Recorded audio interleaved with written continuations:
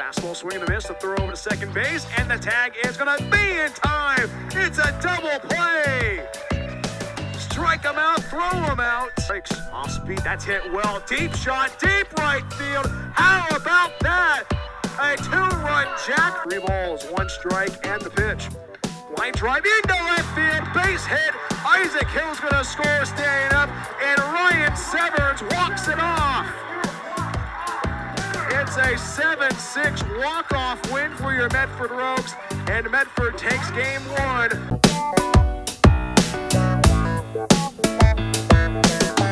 Hello and welcome to another episode of Plank Talk. My name is Bryan Welch, Director of Broadcasting for your Medford Rogues. Happy to have you aboard wherever you may be tuning in, and welcome to episode 4 of Plank Talk. Last week we had a great conversation with Emma Tiedemann, the Director of Broadcasting for the Portland Sea Dogs, AA affiliate of the Boston Red Sox. And this week get a chance to talk with the president and co-owner of the Medford Rogues, Dave May. We go one-on-one with Dave May right after this on Plank Talk.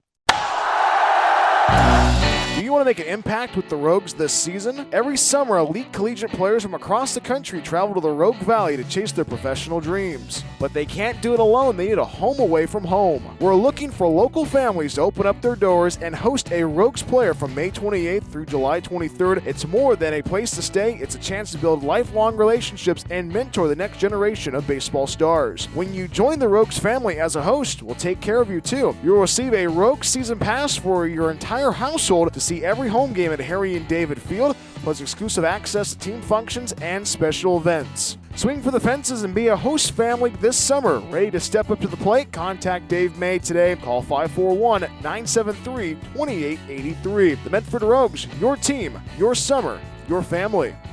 And welcome to episode 4 of Plank Talk. Our guest is the man, the myth, the legend, president, and co-owner of the Medford Rogues, Dave May, joins the program. Dave, how are you? Welcome to Plank Talk. Bryan, I'm great, man. We haven't talked too much about this, but this Plank Talk thing is pretty cool. I think I'm your number one fan. I love it, man. This is great. Well, we've had Dylan Finelli on. We've had Kevin Olmstead on. We had Emma Tiedemann on last week. We had to get the boss man on. How are you doing? I mean, how was the off season for you? Oh, it was great. Our team there, with Jeff, our general manager, director of communications, Tracy McCormick, like they're killing it for us. It's taken a lot off my plate, and I'm thankful for them. And but off season overall went great. We're only a few days away from first pitch, and I'm excited to see everyone in Medford, and welcome back the Seattle Studs, our kind of our opening weekend, longtime rival for opening weekend. The Studs have been now for a few years, so looking forward to seeing those guys and seeing Coach Olmstead, and getting the boys and the band back together. And the off season doesn't feel long, but it feels very short. What goes into the off season from a front office perspective and for a summer collegiate baseball team? Yeah, great question, Bryan. A lot of it is evaluating our operation as a whole, evaluating different concession items, different merchandising, putting the schedule together, recruiting the players. So yeah, we have a what is a long off season. It's like 9 months or 10 months, but there's a lot of things that go on behind the scenes, and that's also vacation time for us too, because we go so hard from we'll call it May 1st until the end of July, middle of August this year, with some events we're hosting. And we'll talk about some of those events later on during the podcast. But you are wearing an A's hat, a diehard Braves fan. But you're with the A. Well, you're doing something with the A's. So what's with the A? What's going on with the A's right now? Yeah, man. For those that don't know, in October I took a position as the manager for the sales and operations for spring training down in Mesa, Arizona. I'm actually at the ballpark now, as we record this. We have the WAC tournament going on here right now. So I got that college baseball itch going right now because I'm watching college baseball out there, which is awesome. And I'll see some familiar faces throughout this tournament. So really excited about that. But yeah, I just completed my first season down here in Mesa, and I love it down here. It's beautiful weather. I mean, it's 92 degrees today. How can I be sad about 92 degrees? It's awesome. Getting me ready for the summer in Medford. And was it kind of a change weather-wise? I know you said you liked the heat, but from the cold of Oregon to the desert-like conditions of Mesa, Arizona. Yeah, I think my main like difference and what really threw me the most is, on Thanksgiving, for example, in Oregon it's kind of cold, it's wet, it's rainy. It was 85 degrees here on Thanksgiving Day. So it just didn't feel like Thanksgiving. We don't get the fall colors like we get in Oregon, right? So I'm used to seeing the orange on the trees and some of those pretty colors and didn't get to see that. So Halloween felt weird, right? Saw these kids wandering around in costumes and had no idea it was Halloween, just that part of my clock was off a little bit, 80 degrees at Christmas, just different weather. And it will be really warm here in the summer. It'll probably be 110, 115 regularly. But bring it on. I'll get some reprieve because I'll be back in Oregon a fair amount. We are talking with Dave May for episode 4 of Plank Talk, and you brought up a good point about bringing the band back together in a couple, and actually next week, 8 days as of recording this, and Kevin Olmstead comes back as your head coach of the Medford Rogues. How important is that to have a head coach be consistently there from year to year, like Kevin's going to be for the second year in a couple of days? Yeah, over the past handful of years, we've had a lot of coaches that have just been one and done, and in a good way too, right? Coach Esposito gets a job at Northridge. He gets a promotion essentially from, working at Oregon State, coming and working summer ball with us, and then gets the job at Northridge. So we have that pipeline. Bill Rao coached for us, a handful of years ago. Now he's on the staff for SOU softball promotions. So it's awesome. And hopefully Kevin does the same, right? Hopefully he continues his growth as a coach and, ends up doing some big things himself. So, it is super important. It does add some chemistry in the sense like, Coach Kevin knows, what we need, how we do uniforms, how the autographs work post game, what we do for fireworks shows, all the things that we do. Coach knows all that now, so we don't have this training period, I guess, for a lack of better term, because he knows what to expect. And then on a recruiting side of things as well, we have some returners coming back that he built relationships with last summer that now are coming back for their second year. And we actually, I believe, we have one kid coming back for his third or fourth year with us this year. So, I love that. I love that continuity, between our coach and our front office. We support Kevin wholeheartedly. He's actually, I call him one of my best friends. Like I would call Kevin a good friend of mine. And I didn't know him before, Jeff and I interviewed him at Buffalo Wild Wings about a year and a half ago. And now, I get an invitation in the mail to his baby shower, just good human, good guy. And that's who we want leading our organization and representing our organization on the field. And last year was a lot of fun and a lot of familiar faces on this 2026 roster. A lot of more memorable names. You have Dylan Finelli back, the dance master. You have Chris Ortiz back. We'll talk about the roster later on. But it was a great season last year at the ballpark from a general standpoint, with the fans being able to be at the ballpark last year.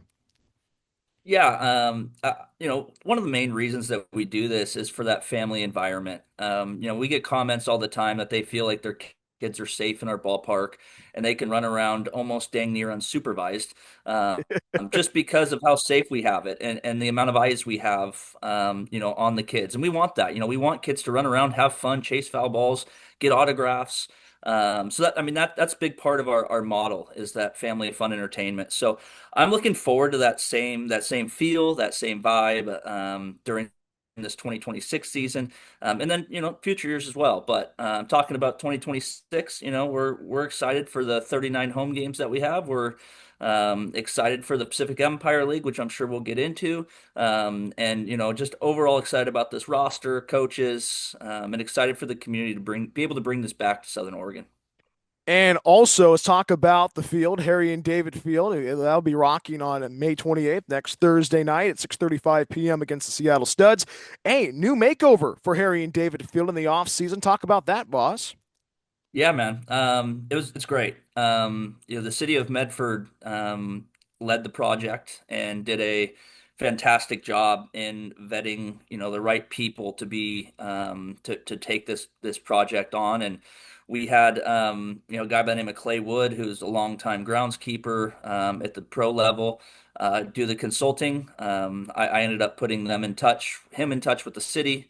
And it's going to be a nice playing surface. We're really excited about it. It's definitely an upgrade. There's a few other upgrades as well beyond the playing surface. The bullpens have been redone and those look nice. There's lights in the batting cages now. That's awesome. We've done a few upgrades as well. We've hung a shade cloth on the third base bleachers to give people some shade, some reprieve from the sun. So it's going to be awesome. The ballpark will look very different on May 28th when people come back into it for the first time if they haven't been there for a South Medford game or other events that are held there. It's going to look very different for people, and I think in a positive, good way. We're excited about it. It's going to be a faster playing surface, which is great. I like that. I like that speed of play. So it's going to be awesome, Brian. I can't wait for opening night for that too, just to see the field sparkle and shine, and the new outfield banners, the fresh banners, and everything that Jeff and his team back in Medford right now are doing and putting the final touches on before we open in 8 days. I can't wait to see it all. And it's going to be a lot of fun on May 28th at 6:35 p.m. against the Seattle Studs. We'll hit the airwaves at 6:15 on the new Rogue streaming network. You can watch the games on the same YouTube channel, which you can watch Plank Talk. And speaking of that shade, how crucial is that to have people be able to enjoy the game without not being sunburned, especially as the sun goes down, especially on that third base side?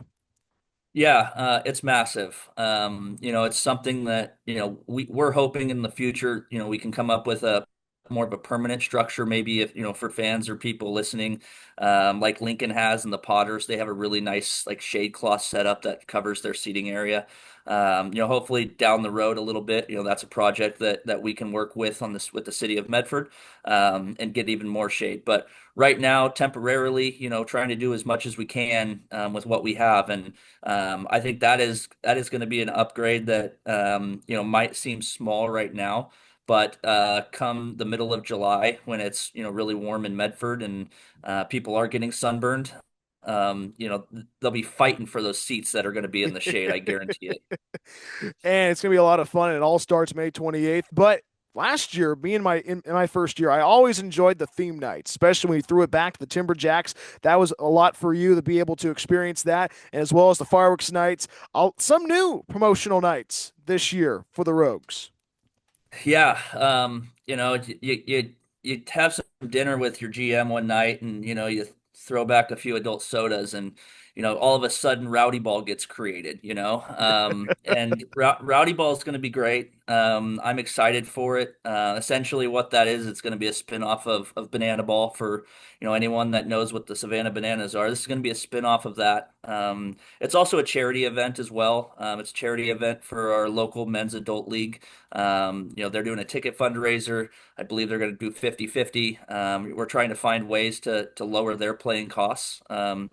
And it's just going to be a good fun night. There's going to be music playing during the game and during the at-bats. And, we have our on-field host, Jake. I think that I think that Jeff is actually going to have me be the on-field guy with Jake, and we're going to have some banter and some back and forth and some interviews, and I might go stand out behind the pitcher's mound and and have some fun and interview somebody while the game's going on. Who knows? So we're gonna have fun, and it's designed as such. Again, one of our big missions, not just this year, but in every year, and I hit on it earlier, is the fan friendly, fan engagement, fun.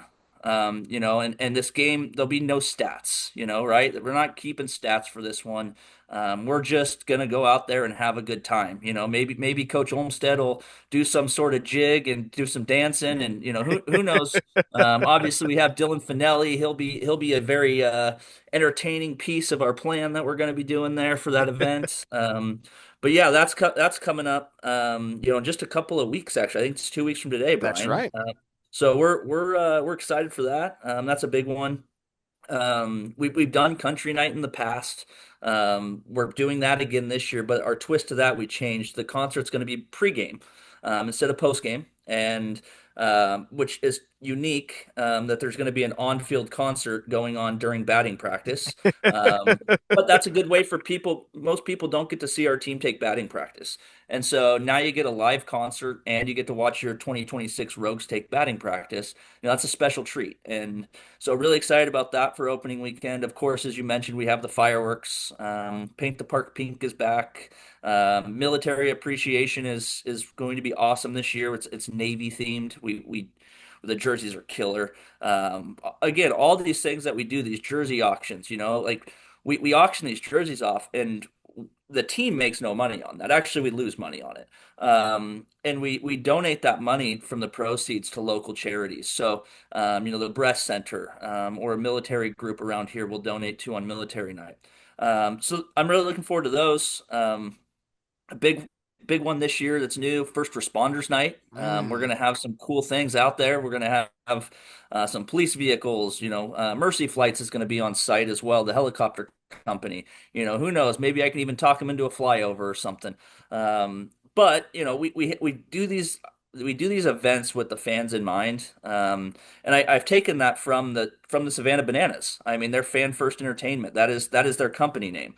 And so, yeah, obviously we aren't the Bananas, and no, we don't, have players go up there with bats on fire and and take swings, right? But my insurance agent would probably be mad if we did something like that. But overall, like that's what we're trying to accomplish is the fan first, fan friendly environment. And every year we continue to get better at it, and it's I'm proud to be a part of it. I'm very proud to be a part of it. And it's really cool, especially last year having that country concert. There was a country concert before, during batting practice, and after. And I was talking to some of the players the days after. It's like, how cool was that? You're like, you know what, Bryan? I have never experienced anything like that. Only time you ever see that is in summer collegiate baseball, my friend. Yeah, and that's the fun of summer college baseball is, we kind of make our own rules to some extent. We're not under the thumb of really any true organization, and that's what makes the PEL great. Is all of our 7 members have an equal say and an equal vote when we vote on things. When we do different, we have all this technology. When it comes to TrackMan or it comes to Synergy or some of the other things that we do for data tracking. So we all get a vote on those things. So, it's great. All the things that we do really keep the fan in mind. And even so much so, even your broadcast, right? Like we have the coaches corner. They get to hear from Coach Olmstead. We do the player spotlight.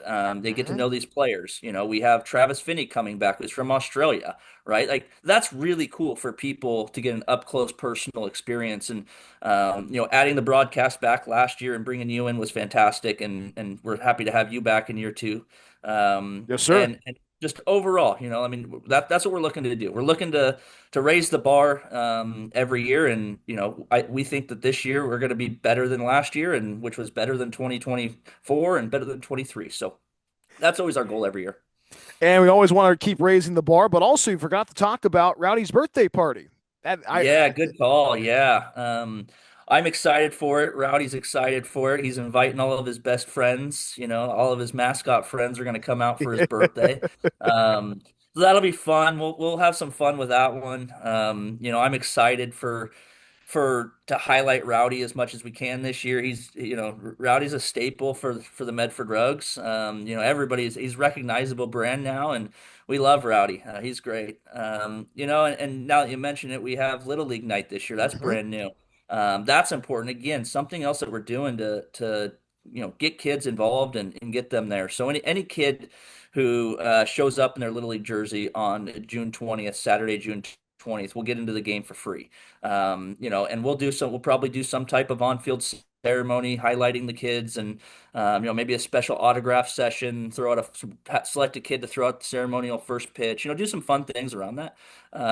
Again, super important for us to be involved in the community, because this community of Southern Oregon and Medford and surrounding areas has now supported the Rogues for 13 summers, and this might even be year 14. It's my 10th overall with the team, so I've been around a long time. And that's in a working capacity. Before that, I was a host family for 2 years. So I've been around 12 of 14 years for Rogues baseball. And there's nothing else in the world that, in my mind, is better than Medford Rogues baseball and the atmosphere and the family atmosphere that we provide. And there's always something special when you get when first pitch begins at 6:35. There's a buzz around the stadium, and it just feels like you're on the Cape, or you're in the Northwoods, or you're up in the West Coast League. There's just something about being able to have that hometown team and have that home field advantage. And the Rogues faithful is going to be out and about, especially for that the soft opening the night before opening nights. That we'll talk about that a little bit later on. So the fans are going to be excited. And you brought this up a little bit ago, boss, about the Pacific Empire League. A new team joining the league this year in Marysville, and then also new stats. The third year of the Pacific Empire League last year was great. I bet you want to see a little bit more improvement from the league, a little bit more to look for stature wise. Yeah, I think adding a solid club and a reputable club in Marysville, playing in an iconic stadium there. They also share that stadium with, a semi-pro team, Mm-hmm. independent ball team. So they're fired up. They're fired up to join the league. We're fired up to have them. When we built this league, the six teams that we started with, we've been very intentional about who we want to add, who we schedule with, even our non-league stuff. Everything comes with some intention behind it, and we did that. We vetted Marysville. Great guy, great ownership group there that's taken them on. We're excited to have them in Medford. We have them here 4 times, and we go to them once on our long road trip that we'll be making.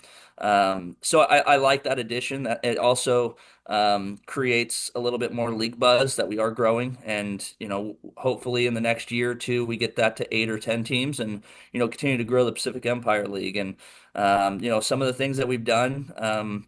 We have a new online stats called Presto Sports, where actually, and you and I have talked a little bit off air about this. It's going to be kind of cool for you on your broadcast, I think. We'll have a around the league scoreboard, very accessible. People can click on the different box scores, So if Lincoln's playing Healdsburg and we're in a playoff race with those guys, we'll definitely be tuning into their box score a lot easier than it was previously. So, that's going to be awesome. I've spent a lot of time on the back end of that, putting our roster in, some of the logo stuff that's asked of us, and really excited for that. And I'm really excited as a whole just for the entire league.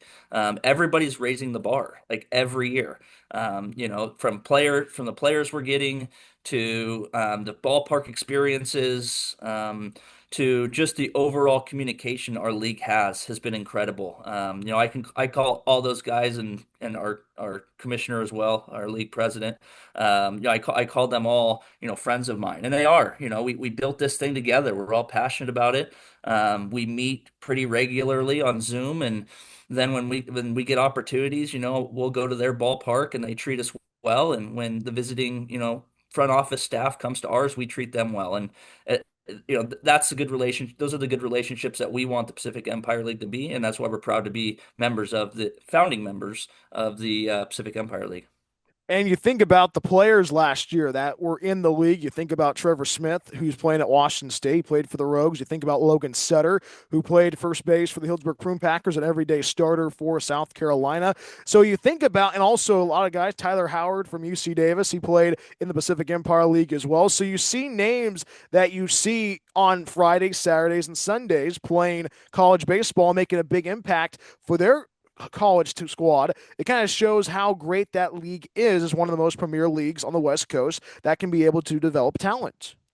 Yeah, and that's what we're going for. We want to be good on and off the field. And you mentioned a few names there, and this is cool for me. But I mentioned that the WAC tournament's going on here at Hohokam Stadium, where I'm housed and where I work, and Sac State's in that, and I have great relationships with Reggie Christensen, the head coach, and Medford native Cam Sewell, who's a Rogues legend, played for Humboldt previously, and that one hurt a little bit. You know, I liked him in Rogues Green better, but I get to see familiar faces, today. I'm excited. Sac State's gonna be playing here in a couple of hours in my yard, so to speak, and kind of tongue in cheek on it, not really my yard, but one that I call home and that I call work every day.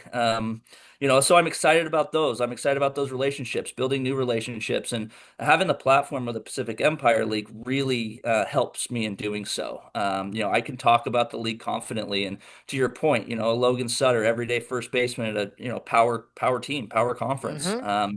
And then all the way down again to Cam Sewell, who's the second baseman for Sacramento State. Mid-major guy, but has local ties to Medford, and we have those local guys. We have a lot of local guys on our roster, and we love featuring the local guys. This year. And not to skirt too far, but we have Jackson Rosenthal coming in, who's at Lassen, and a local kid went to Ashland. Evan Roden, who played his high school baseball at South Medford, which means Harry and David Field was his home field in high school, That's and right. now he gets to play collegiately at that field and pitch on that mound. So that's just to name a few, a few locals. So yeah, it's neat to have the Pacific Empire League brand behind us. It's neat to be involved in college sports and college baseball. Like, watching some of this WAC tournament before we jumped on this call, like, just got me itching for summer collegiate baseball. I'm pumped. I'm so excited, Brian. I can't wait.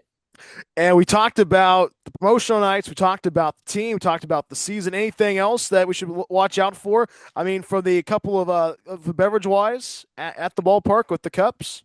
Yeah, we're doing some cool stuff this year on the food and beverage side. Not a lot of change, and I have to say this. I'm very proud. That it's really hard to make a business out of summer collegiate baseball.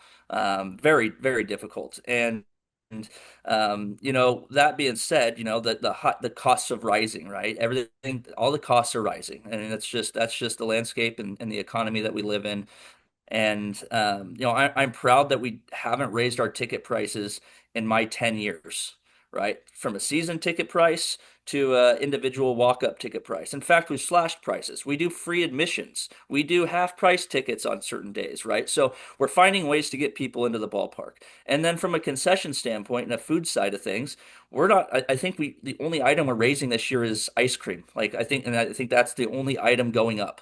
Our burgers are going to be the exact same price, even though those burgers are costing us more. We're finding ways to keep the cost down so people can come out and enjoy summer collegiate baseball on a nice evening in Medford, Oregon. And that's something that Jeff and I are very proud of. We're proud of the fact that we're finding ways to keep the cost down and keep families, again, family affordable entertainment. That's what we're going for. I could easily, I see it in pro sports. We all see it. I could easily charge $17 for a frosty beverage. I mean, that's ballpark standard rate.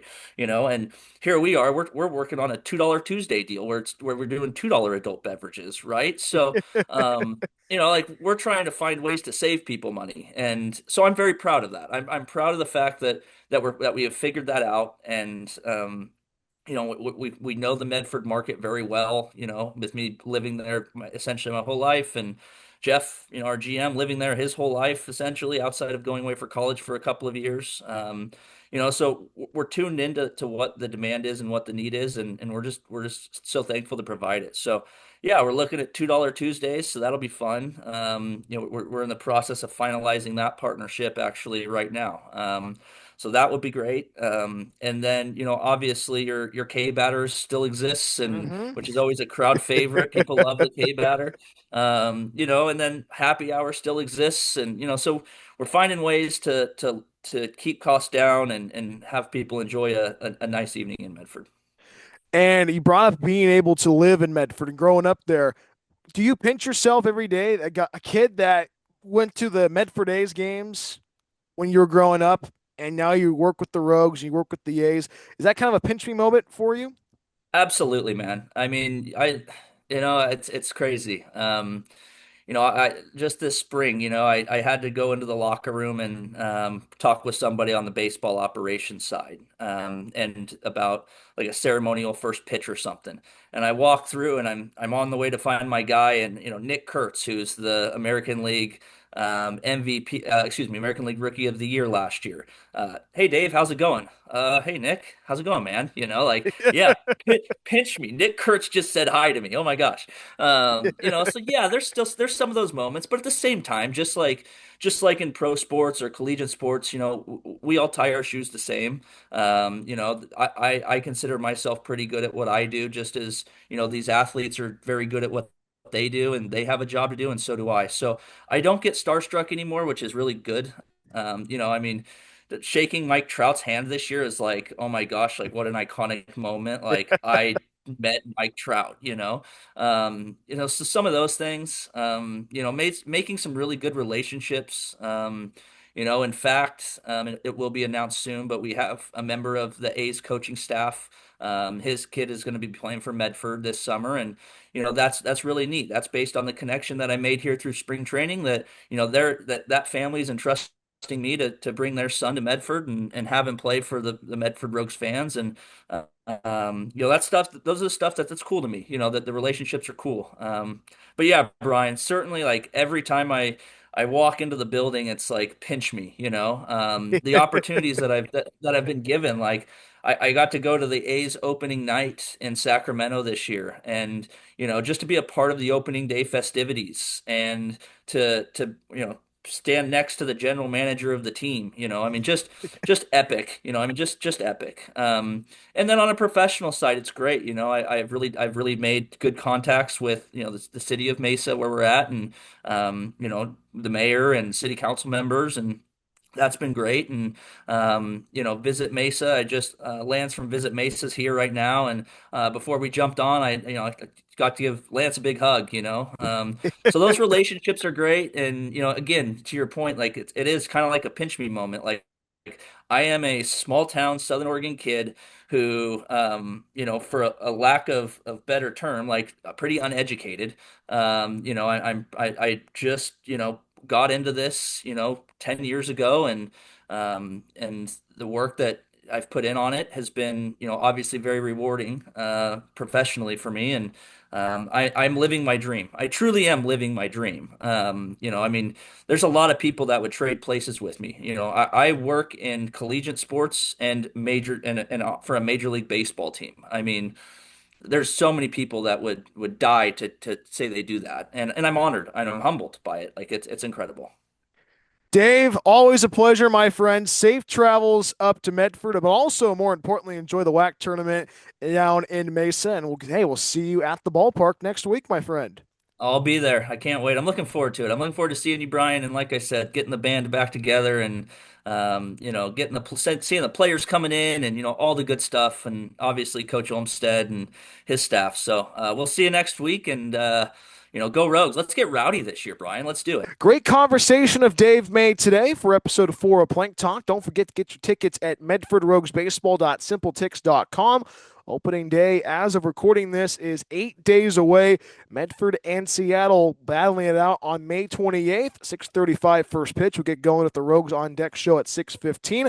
And you can catch the action all season long on the new Rogue Streaming Network on the same YouTube channel that you watch Plank Talk. And also, speaking of Plank Talk, we'll have our episode next week, not from the humble abode in the Wote Studios, but we'll be up at the ballpark at Harry and David Field. Get a chance to talk with a couple of the players, and also probably get some of the assistant coaches on as well. Special thanks to Dave May for hopping on the program. Don't forget to hit the like and subscribe button to get more Medford Rogues content all season long. My name is Bryan Welch, saying goodbye. Have a good afternoon.